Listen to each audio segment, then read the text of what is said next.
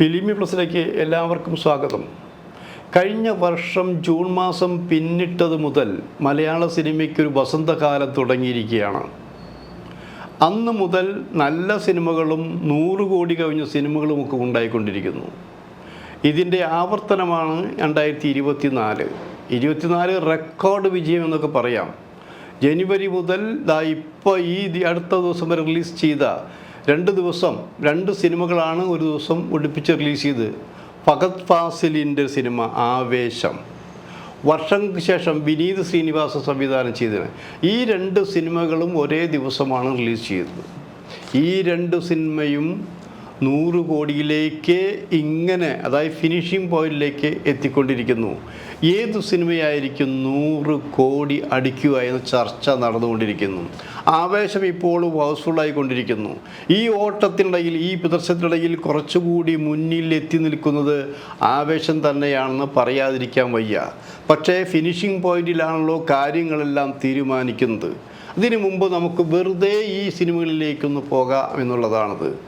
ഇത്രയും വർഷങ്ങളിൽ ഇല്ലാത്ത നേട്ടം മലയാള സിനിമയ്ക്ക് ഉണ്ടായിക്കൊണ്ടിരിക്കുന്നു. ഇവിടെ നിർമ്മാതാക്കളാര്, സംവിധായകരാര്, അഭിനേതാക്കളാര് എന്നാൽ ചോദിക്കുമ്പോൾ കുറേ കാലമായി മലയാള സിനിമയിലെ നിർമ്മാതാക്കളെല്ലാം തന്നെ പ്രശസ്ത നടന്മാരാണ്, അല്ലെങ്കിൽ അവരോടൊപ്പം നിൽക്കുന്നവരാണ് എന്ന് നമുക്ക് മനസ്സിലാക്കാം. ഇപ്പം ആവേശം സിനിമ നല്ല ഓടിക്കൊണ്ടിരിക്കുകയാണ്. അതിലെ നായകൻ കൂടിയാണ് ഫഹദ് ഫാസിൽ. ആ പടത്തിൻ്റെ നിർമ്മാതാക്കളിൽ ഒരാൾ തന്നെയാണ് ഫഹദ് ഫാസിലും ഫഹദ് ഫാസിലിൻ്റെ വൈഫ് നസ്രിയയും എന്നാലോചിക്കണം. അപ്പോൾ ഇതിൽ രംഗൻ എന്നുള്ള കഥാപാത്രം അടിമുടി അടിച്ച് പൊളിച്ചു കൊണ്ടുപോകണം. വില്ലനാണോ വില്ലൻ, കൊമേഡിയനാണോ കൊമേഡിയൻ, ക്രൂരനാണോ ക്രൂരൻ, നായകനാണോ നായകൻ, അങ്ങനെ സർവകലാവല്ലഭനായി ഒറ്റ സിനിമയിൽ ഒറ്റ കഥാപാത്രത്തെ അവതരിച്ച് വിജയിപ്പിച്ചുകൊണ്ടിരിക്കുന്ന ഫഹദ് ഫാസിൽ അഭിനയത്തിൽ മാത്രമല്ല കളക്ഷൻ പോയിന്റിലും 1ാം സ്ഥാനത്തെ പോയിക്കൊണ്ടിരിക്കുന്നു. ഈ ഒരു കമ്പനി മാത്രമൊന്നുമല്ല ഫഹദിനുള്ളത്. ഫഹദിന് വേറൊരു ടീമുണ്ട്, ഭാവന തിയേറ്റേഴ്സ് എന്നൊരു ടീമുണ്ട്. അത് 2-3 പേര് കൂടി ചേർന്നിട്ടുള്ളതാണത്. അവരെടുത്ത സിനിമകളിൽ ഒന്നാണ് കുമ്പളങ്ങി നൈറ്റ്സ് എന്ന് ആലോചിക്കണം. ആദ്യ സിനിമയും പണം വാരിയ സിനിമയാണെന്ന് ആലോചിക്കണം. പിന്നെ പ്രേമലു വന്നു. പ്രേമലു ഓടിക്കൊണ്ടിരിക്കുകയല്ലേ, എല്ലാ ഭാഷകളിലും ഓടിക്കൊണ്ടിരിക്കും, കോടികൾ കവിഞ്ഞില്ലേ. ഇങ്ങനെ പണം വാരി പടങ്ങളുടെ പ്രൊഡ്യൂസർ എന്ന നിലയ്ക്കും ഫഹദ് ഫാസിലും വൈഫും മുന്നിട്ട് നിൽക്കുകയാണെന്ന് ആലോചിക്കണം. അങ്ങനെ ഇപ്പോൾ മലയാള സിനിമയുടെ കണക്ക് എടുത്ത് പരിശോധിക്കുകയാണെങ്കിൽ സിനിമയിൽ ഏറ്റവും കൂടുതൽ സമ്പന്നനാര് എന്നുള്ള കണക്കെടുക്കുമ്പോൾ ആ കണക്കിൽ ഫഹദ് ഫാസിലിൻ്റെ പേര് ഒഴിവാക്കാൻ പറ്റില്ല എന്നാലോചിക്കണം. അങ്ങനെ ബുദ്ധിപരമായിട്ട്, അതായത് തനിക്ക് നഷ്ടപ്പെട്ട പല കാര്യങ്ങളും തിരിച്ചു പിടിക്കാൻ, തനിക്ക് എന്ന് പറഞ്ഞാൽ തൻ്റെ ഉപ്പ എന്ന് പറഞ്ഞാൽ ഫാസിലിന് നഷ്ടപ്പെട്ട പലതും തിരിച്ചു കൊടുക്കുകയാണ് മകൻ ഫഹദ് ഫാസിൽ ചെയ്യുന്ന ആലോചിക്കണം. കാരണം നടൻ എന്ന നിലയ്ക്ക് ഫഹദിനെ മാറ്റി നിർത്താൻ പറ്റില്ല എന്ന് ശത്രുക്കൾ പോലും പറഞ്ഞു കഴിഞ്ഞു എന്ന് ആലോചിക്കണം.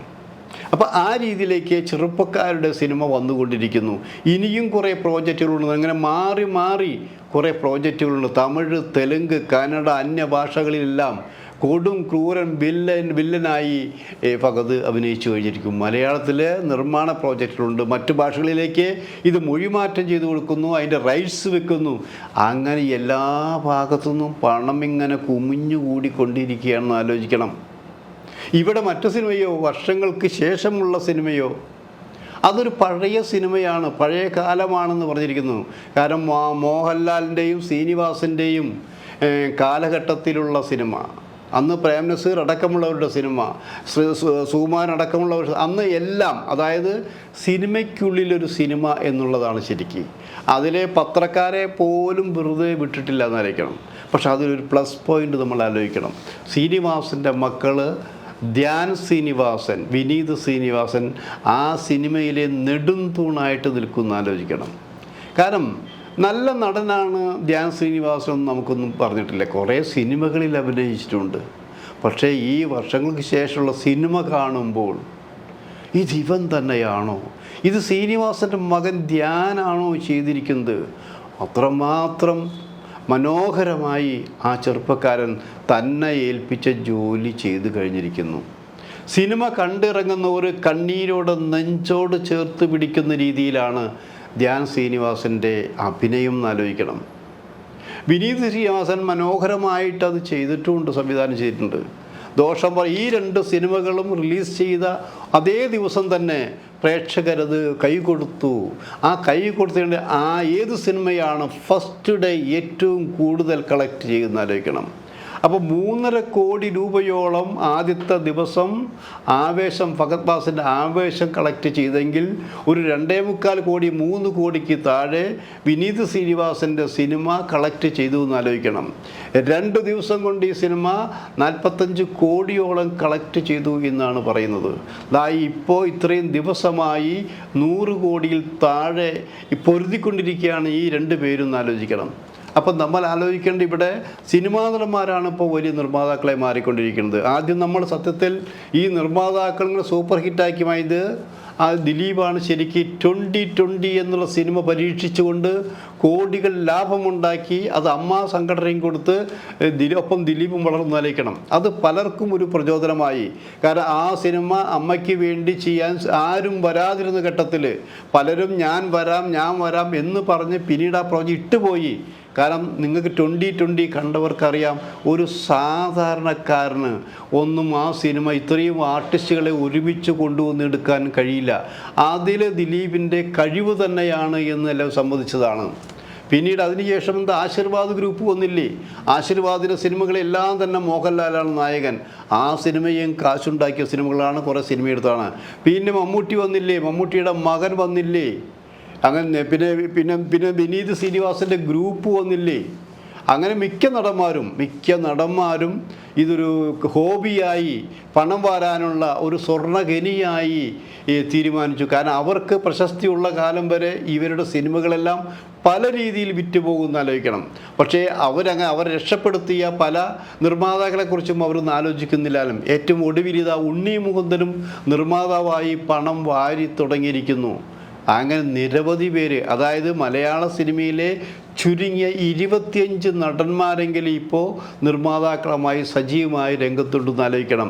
അവർ എടുക്കുന്നു, അവർ വിതരണം ചെയ്യുന്നു, അവർ OTTയിൽ കൊടുക്കുന്നു, അവർ തിയേറ്റർ കൊടുക്കുന്നു, അവർ പണം വാരുന്നു. അതായത് ഈ വലയിൽ നിന്ന് ഈ മീൻ പുറത്ത് ചാടാത്ത രീതിയിലേക്ക് തങ്ങൾ സമ്പാദിച്ച പണം വേറെ ആർക്കും വീതിച്ചു കൊടുക്കാൻ പറ്റാത്ത രീതിയിൽ തന്നെ സ്വത്ത് കൈയടക്കി വെച്ചിരിക്കുന്ന ഒരവസ്ഥയാണ് മലയാള സിനിമയിൽ നിന്ന് കണ്ടുകൊണ്ടിരിക്കുന്നത്. എന്തായാലും മലയാള സിനിമയ്ക്കൊരു പുഷ്കരകാലം ഉണ്ടാകും നല്ലതാണ്. എന്നാലും മലയാള സിനിമയ്ക്കുള്ള ഈ പുഷ്കരകാലം അത് ഏതാനും വ്യക്തികളിൽ മാത്രം സ്വത്ത് കുമിഞ്ഞുകൂടാനുള്ള സംവിധാനമായി മാറ്റാൻ പാടില്ല. അത് സിനിമയിലെ എല്ലാവർക്കും വേണമെന്നുള്ളതാണ്. അതുപോട്ടെ, നമുക്കെന്തായാലും ദുഃഖകരമായ അവസ്ഥ മാറി. കോവിഡിന് ശേഷം കുറേ ദുരന്തങ്ങൾ സംഭവിച്ചിട്ടുണ്ടെങ്കിലും അതൊരു നല്ല കാര്യമായി വന്നുകൊണ്ടിരിക്കുന്നു. നമുക്ക് 2-3 ദിവസം കഴിയുമ്പോൾ ഈ ഫഹദ് ഫാസിൻ്റെയും വിനീത് ശ്രീനിവാസൻ്റെയും ഈ സിനിമകൾ 100 കോടി കടക്കും. അവിടെ നമ്മൾ ഏത് സിനിമയാണ് ഫസ്റ്റ് 100 കോടി കടന്നത്, അതാണ് നമ്മളൊരു ഫിനിഷിംഗ് പോയിന്റ് പറഞ്ഞത്. എല്ലാ സിനിമയും 100 കോടി കടക്കട്ടെ. അപ്പോൾ ഒരു മത്സരം പോലെ ഇതിലേത് സിനിമയായിരിക്കും 100 കോടി ആദ്യം കടക്കുക എന്നുള്ള ചർച്ച നടക്കുന്നു. ഭൂരിഭാഗം പേരും പറയുന്നത് അതെന്തായാലും ഇപ്പോഴത്തെ ഈ ഓട്ടം കണ്ടുകൊണ്ട് നമുക്കെല്ലാവർക്കും തോന്നുന്നത് ഫഹദ് ഫാസിലിൻ്റെ ആവേശമായിരിക്കും ഫിനിഷ് പോയിന്റിൽ 100 കോടി കവിയുക എന്ന് പറയും. ആദ്യമായാലും അവസാനമായാലും 100 കോടി കവിയട്ടെ, അത് 150 ആവട്ടെ. ചെറുപ്പക്കാരുടെ സിനിമ പുതിയ രീതിയുമായി മുന്നോട്ട് പോകട്ടെ. ഇത് മറ്റുള്ളവർക്ക് പ്രചോദനമാകട്ടെ എന്നാണ് ഞങ്ങൾക്ക് പറയാനുള്ളത്.